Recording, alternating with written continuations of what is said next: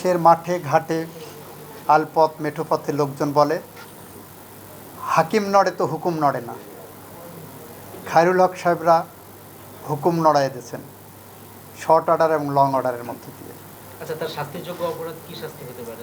Maximum 7 বছরের jail এইটার জন্য। এটা কি আপনারা বলবেন? আমি বলেছি, পড়ে শুনিয়েছি, অলরেডি বলেছি, এটা মামলাও আছে। স্যার একটা বিষয় সেটি হচ্ছে, আচ্ছা, ওনার একটা প্রশ্নের আছে কোরআন বাইবেল।